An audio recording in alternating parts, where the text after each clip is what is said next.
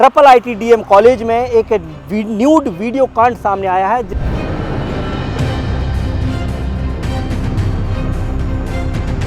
एक लड़की नहा रही थी, उसका वीडियो उतारा गया।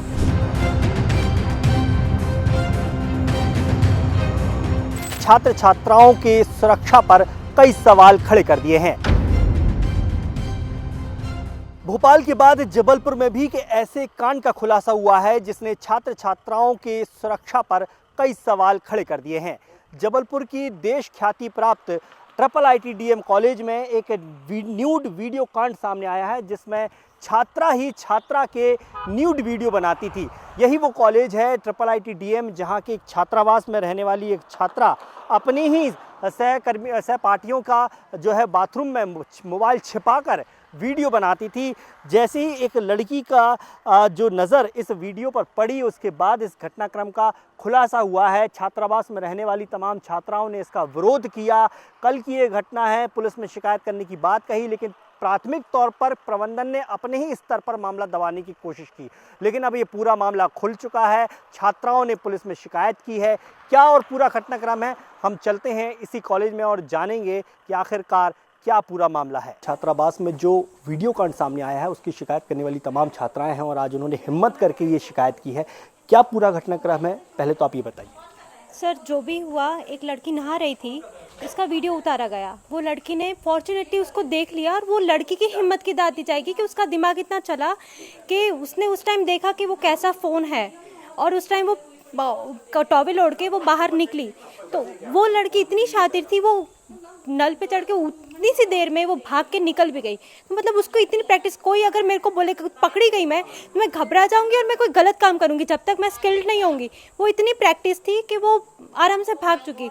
10 बजे का कांड हुआ, 1 बजे तक किसी को इतना कुछ मालूम नहीं था। फिर स्टूडेंट बॉडी ने सब कुछ यहाँ पे किया हैंडल, और फिर 1 बजे 1-1:30 बजे के करीब वार्डन मैम आई और ये सब, और लड़की बाद में पकड़ी गई, जो भी उसका वो था ये सब।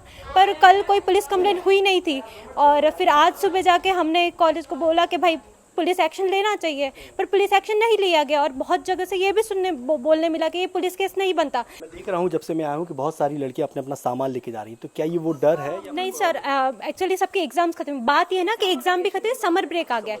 अभी समर ब्रेक आ गया, 3 महीने का ब्रेक है। अगर कुछ अभी नहीं, अब मामला ठंडा हो जाएगा और बच्चे तो चले ही जाएंगे, उनकी सबकी टिकट्स बुक है।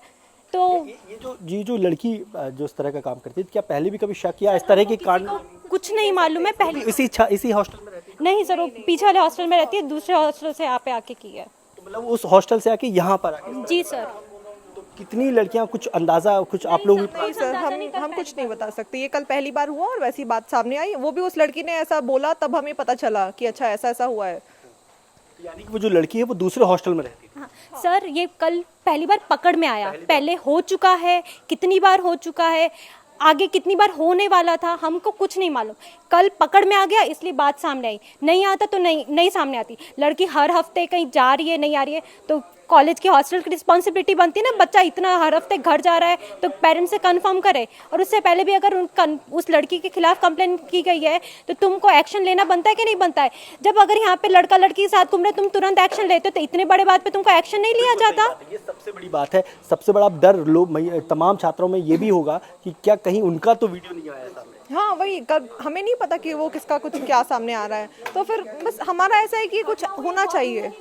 क्या चाहती है?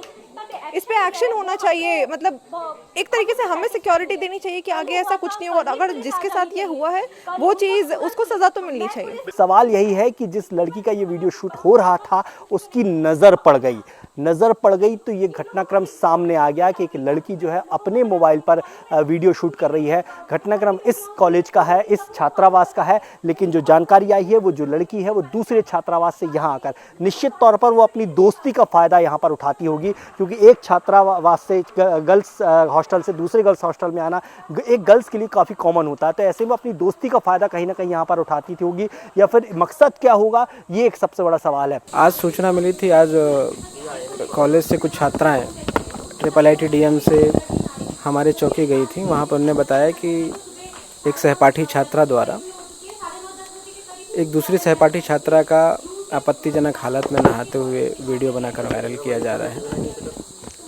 उसकी सूचना पर तत्काल पुलिस घटनास्थल पर पहुंची और प्रबंधन से पूछा कि क्या हुआ है करके। तो प्रबंधन द्वारा बताया गया कि इसकी सूचना उनको कल मिल गई थी, जिसमें वो अपनी आंतरिक जांच कर रहे थे।